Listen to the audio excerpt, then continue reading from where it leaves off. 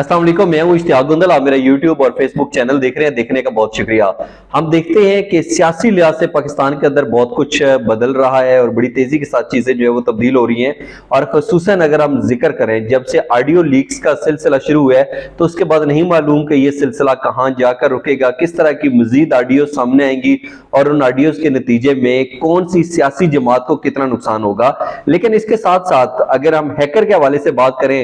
तो बज़ाहिर नजर आता है कि एक हैकर ने हमारी जो सिक्योरिटी फोर्सेस हैं या जो हमारी खुफिया एजेंसियां हैं या जो हमारी साइबर सिक्योरिटी को देखने वाले इदारे हैं उनकी अहलियत के ऊपर एक बहुत बड़ा सवालिया निशान लगा दिया है। कुछ दिन पहले तक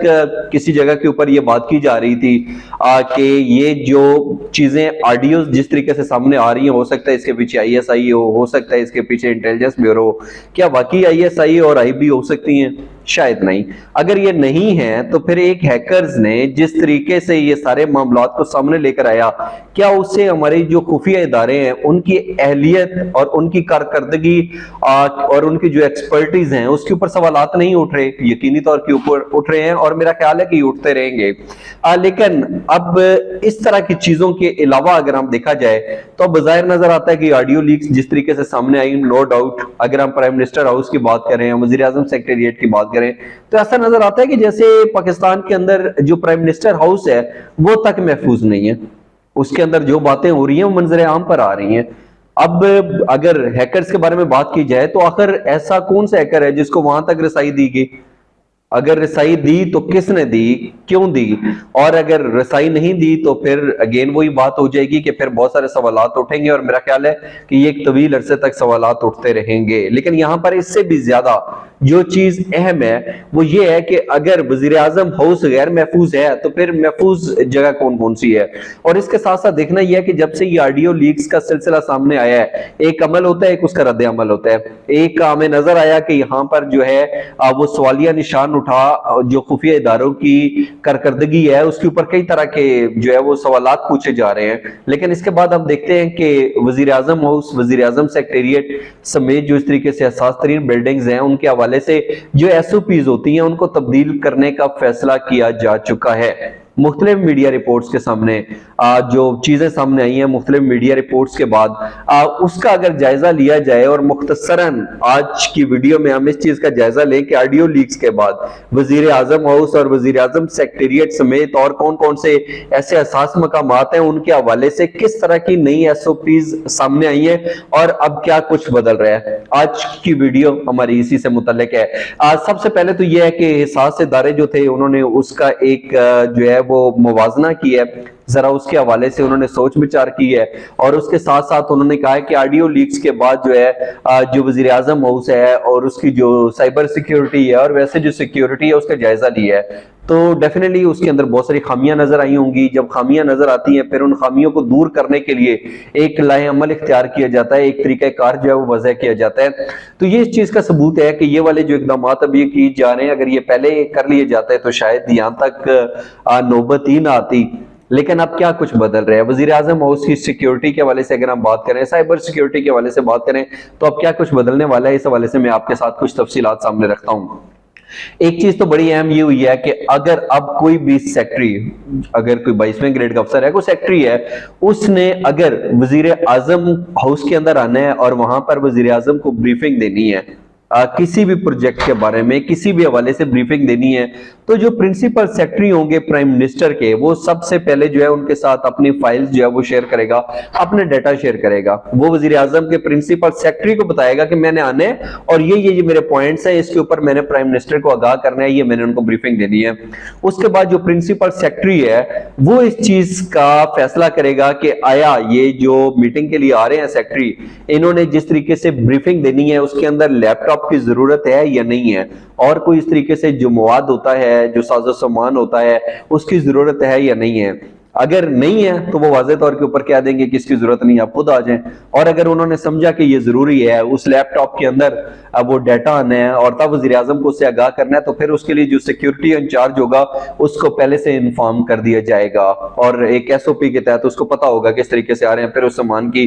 وہ ساری چھان بین ہوگی، اور اس کے بعد جو سیکٹری ہوں گے ان کو اجازت ہوگی کہ وہ پرائم منسٹر ہاؤس کے اندر جو ہے اپنے لیپ ٹاپ کے ساتھ جا سکتے ہیں۔ ایک تو یہ چیز بڑی اہم ہوئی ہے، اور اس سے پہلے اگر ہم دیکھیں تو ایک یہ بھی کہا جا رہا ہے کہ تنصیبات کا جائزہ لیا گیا ہے، اور جدید ترین جو آلات ہیں اب ان کو وہاں پر نصب کیا جائے گا، تاکہ جدید ترین ہتھیاروں جو یہ ساز و سامان ہوگا، جو آلات ہوں گے، اس کا مقصد یہی ہے کہ اس طریقے سے جو بھی چیزیں ہیں وہ جو ماضی میں ہونا تھا ہو چکا، مزید آگے نہ ہو، تو اس کا بھی جائزہ لیا گیا، اور اس حوالے سے جدید ترین جو آلات ہیں ان کو نصب کیا جائے گا۔ اور اس کے ساتھ ساتھ اگر ہم پہلے کی بات کریں تو یہ ہوتا تھا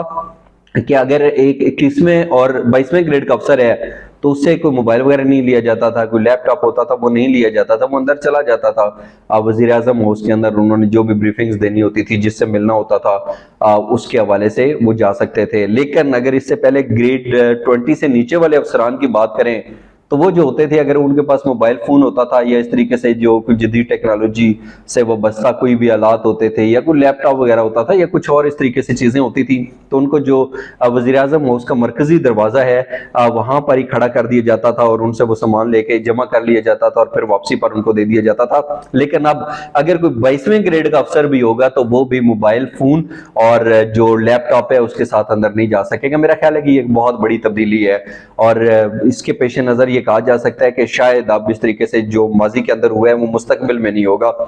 کیونکہ جب اس طریقے سے کوئی انفارمیشن باہر آنی ہے، ضروری نہیں ہے کہ اس کو کوئی 7ویں 8ویں گریڈ کا جو ہے وہ بندہ کرے گا، یا کوئی 17ویں 18ویں گریڈ کا افسر کرے گا، 22ویں گریڈ کا بھی کر سکتا ہے۔ تو اس حوالے سے یہ ایک ایس او پی کے اندر ایک بہت بڑی تبدیلی آئی ہے۔ اور اس کے ساتھ ساتھ اگر ہم دیکھیں تو وزیر اعظم ہاؤس، وزیر اعظم سیکریٹریٹ اور ایوان صدر کے اندر جو اہلکار تعینات کیے جاتے تھے، ان کی سال میں ایک دفعہ سکروٹنی ہوتی تھی۔ سکروٹنی ایک نارمل پروسیس ہوتا ہے، وہ اگر کوئی وی آئی پی پروٹوکول کے اندر بھی لوگ جو اہلکار تعینات ہوتے ہیں، وی آئی پی بلڈنگز کے اندر ہوتے ہیں، جو اساس ترین تنصیبات ہوتی ہیں یا عمارتیں ہوتی ہیں، اس کے آس پاس کا جو سیکیورٹی عملہ ہوتا ہے، اس کی سکروٹنی کا بڑا ایک سخت جائزہ لیا جاتا ہے، ان کو پرکھا جاتا ہے، چیک اینڈ بیلنس رکھا جاتا ہے، اور اس کے بعد جو ہے ان کو وہاں پر اس مقام کے اوپر تعینات کیا جاتا ہے۔ تو اب یہ فیصلہ کیا جا چکا ہے کہ وزیر اعظم ہاؤس اور وزیر اعظم سیکریٹریٹ، ایوان صدر، جہاں پہ اس طرح کی چیزیں ہیں وہاں پہ 3 ماہ کے اندر جو ہے وہ سکروٹنی ہوا کرے گی، یعنی کہ 3 ماہ میں ایک دفعہ لازمی ہوا کرے گی۔ پہلے یہ سال میں ایک دفعہ ہوتی تھی۔ جب سکروٹنی ہوگی تو ڈیفینیٹلی جو اہلکار وہاں پر ہیں ان کے اوپر چیک اینڈ بیلنس بھی رکھا جائے گا، اس کے اندر اضافہ ہوگا، تو یہ سکروٹنی کا عمل جو 1 سال والا تھا اس کو کم کر کے 3 ماہ تک محدود کر دیا گیا ہے۔ اور اس کے ساتھ ساتھ ایک اور چیز بھی ہے کہ اگر وزیر اعظم ہاؤس، وزیر اعظم سیکریٹریٹ کے اندر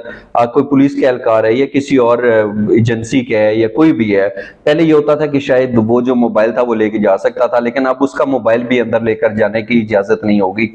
اب جب موبائل اندر نہیں ہوگا تو پھر آپس میں کمیونیکیشن کیسے ہوگی، رابطہ کیسے ہوگا؟ تو اس کے حوالے سے ایک جو وائرلیس سیٹ ہے اس کے حوالے سے بات کی جا رہی ہے، اور اگر وائرلیس سیٹ نہیں ہے تو انٹر کام کے ذریعے ہو جائے گی، یعنی کہ اب کوئی بھی اہلکار جو وزیر اعظم اس کے اندر اپنی خدمات سر انجام دے رہے ہیں یا تو انٹر کام کے ذریعے آپس میں بات کریں گے یا پھر وائرلیس کے ذریعے ہوگا، ان کو موبائل اندر لے کر جانے کی اجازت نہیں ہوگی۔ تو وزیر اعظم ہاؤس، وزیر اعظم سیکریٹریٹ کے حوالے سے